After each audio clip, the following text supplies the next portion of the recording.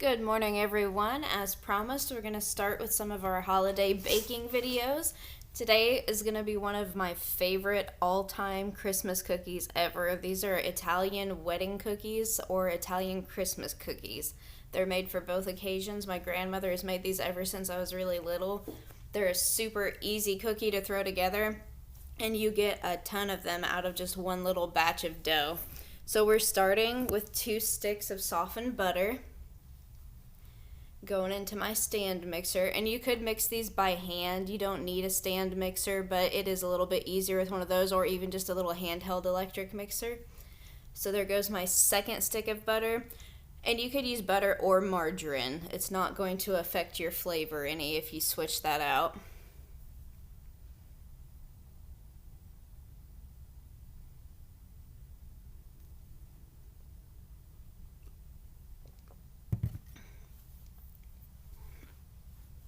Another thing that you'll need for this, just to have on hand to make things a little bit easier, is going to be a like gallon-sized Ziploc bag. You could mix things in a like a small plastic bowl whenever you get done and it's time to toss these in the powdered sugar, but it's just a little bit easier if you have a plastic bag.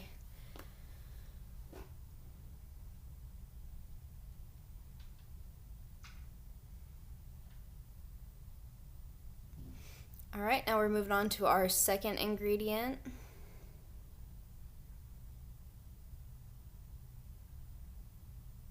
And it calls for 1 cup of sugar. I'm using Splenda, or sucralose. I guess it's not really Splenda brand. This bag actually came from Aldi.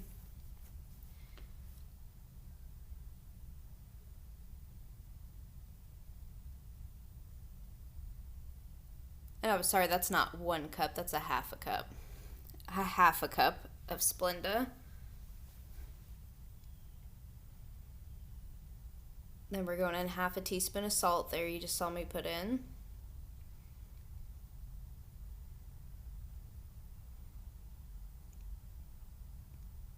So now you're going to take and you're going to cream together this butter and sugar and salt. And you'll start out on low and then turn it up a little bit. Let it whip pretty good for about a minute or two. You just really want to make sure that your sugar gets well incorporated so that it's not gritty whenever your cookies come out.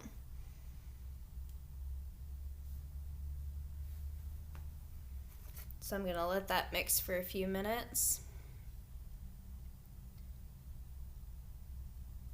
Another thing is, this calls for chopped pecans. I have giant bags from Members Mark in the back there from Sam's Club of just pecan halves that I chopped up. You could do maybe some slivered pecans or slivered almonds, or if you wanted to swap out the almonds, pecans. If you wanted to swap those out and opt for walnuts, if you prefer those, that would probably be fine too. Or you could make these without the nuts altogether if you have a nut allergy, and it would just be kind of like a shortbread cookie.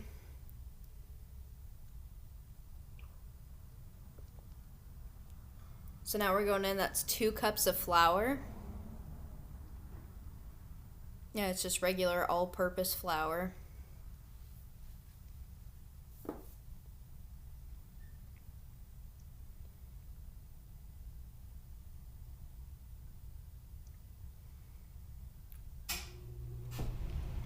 So what I'm going to do now is add the vanilla.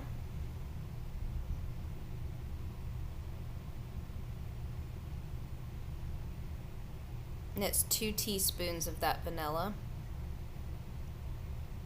And then I'm just going to mix this up a little bit again to get some of my flour incorporated in there. And the last step on the mixing part is going to be to throw the nuts in. You could pull this off of your mixer and fold them in by hand, but they're small enough that it's not going to cause any damage to your mixer if you want to just mix it in with your electric mixer, either your handheld or your stand mixer, to just pour those small chopped nuts in. Now if you're using larger pieces like halves, I would probably avoid that, but it's going to be kind of hard to make the cookies as small as you want them.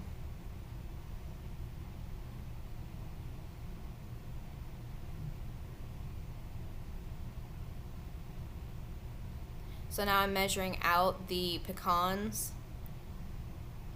So it's 2 cups of the pecans also chopped up, or whatever kind of chopped nut you'd like to use.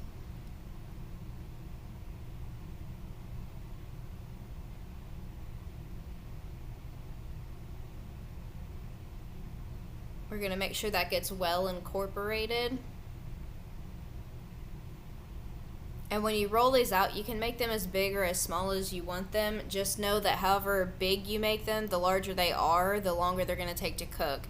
And you want your oven preheated to 325 degrees for this. If you make very tiny 1-inch balls that are just like one bite that you pop in your mouth, they're only going to go for about 20 minutes. But what you want to watch for is the tops of these cookies will not get brown.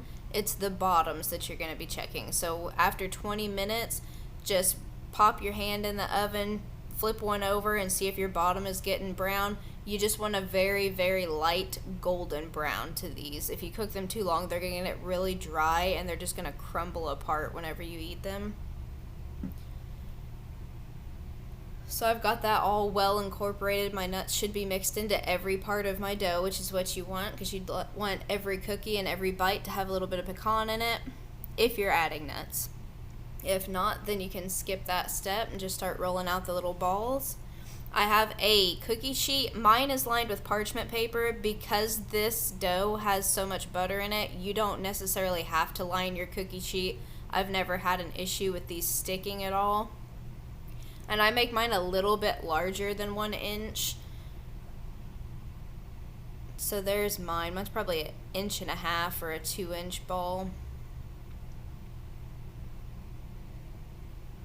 And then you're just going to repeat that process for this entire bowl of dough. I got 60 cookies out of this.